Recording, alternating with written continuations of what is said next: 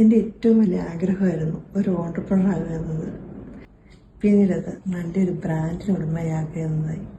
അങ്ങനെ ഒരുപാട് അന്വേഷണങ്ങൾക്കും അറിവുകൾക്കും നേടിയപ്പോൾ ഒരുപാട് ആളുകൾ ഇതൊന്നും അറിയാതെ തൻ്റെ സമയവും പണവും എഫേർട്ടും വെറുതെ നഷ്ടപ്പെടുത്തി കളയുന്നതായിട്ട് അറിയാൻ സാധിച്ചു. അതുകൊണ്ട് എൻ്റെ കൊച്ചു കൊച്ചു അനുഭവങ്ങളും അറിവുകളും ഈ ചാനലിലൂടെ ഞാൻ പങ്കുവയ്ക്കുന്നു.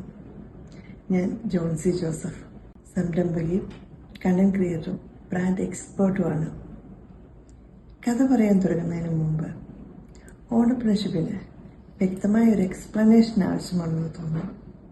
മിക്കപ്പോഴും ഓണ്ടർപ്രണർഷിപ്പ് എന്ന് പറയുമ്പോൾ പലരും പറയും IT കമ്പനിയൊക്കെ തുടങ്ങിയ എളുപ്പമാണ്, മാനുഫാക്ചറിങ് കമ്പനി തുടങ്ങി കാണിക്കാൻ. അതുപോലെ കേരളത്തിൽ ബിസിനസ് ഒന്നും പറഞ്ഞിട്ടുള്ളതല്ല എന്നൊക്കെ. ഓണ്ടർപ്രണർഷിപ്പിനെ കുറിച്ച് വ്യക്തമായ ഒരു ധാരണയില്ലാത്തവരാണിവർ.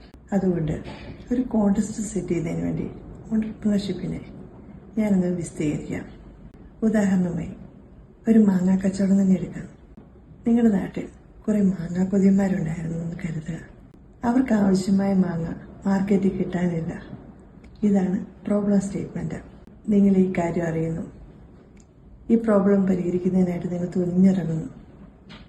അങ്ങനെ ഇരിക്കുമ്പോഴാണ് നിങ്ങൾ കർണാടകയിൽ നല്ല മാങ്ങ വിളഞ്ഞു കിടക്കുന്നതായിട്ട് അറിയുന്നത്. ഇതാണ് സപ്ലൈ സോഴ്സ്.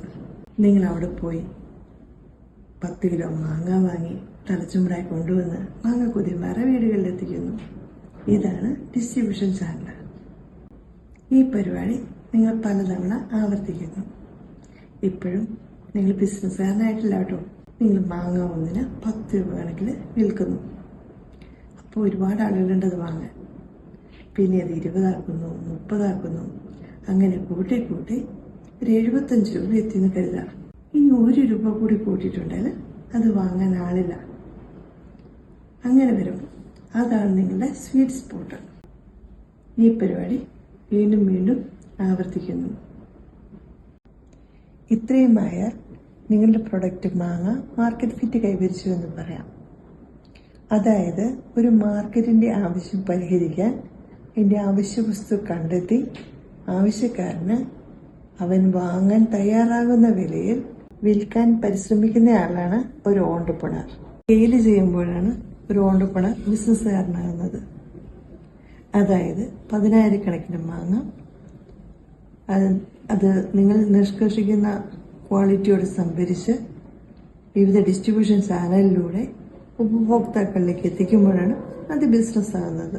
ഒരു ഓണ്ടർപ്രണറുടെ പല സ്റ്റേജുകളിലാണ് ഞാൻ പറഞ്ഞത്. ഒന്ന്, തുടക്കം, ഒരു ഓണ്ടർപ്രണർ ആകുന്ന അവസ്ഥ. രണ്ടാമത്തത് സ്കെയില്, ഒരു ഓണ്ടർപ്രണർ ബിസിനസ്സുകാരനാകുന്ന അവസ്ഥ. മൂന്നാമത്തത് ഗ്രോത്ത്, ഒരു ബിസിനസ് ഓർഗനൈസേഷൻ ആവുന്ന അവസ്ഥ. ഈ 3 സ്റ്റേജുകളിലും ഒരു ഓണ്ടർപ്രണർക്ക് 3 തരം അറിവുകളാണ് വേണ്ടത്. ഇനിയുള്ള വീഡിയോകളിൽ ഞാൻ അതൊക്കെ പറയാം. നിങ്ങൾക്ക് ഈ അറിവുകൾ ഉപകാരപ്പെട്ടുവെങ്കിൽ ഈ ചാനൽ സബ്സ്ക്രൈബ് ചെയ്യുക.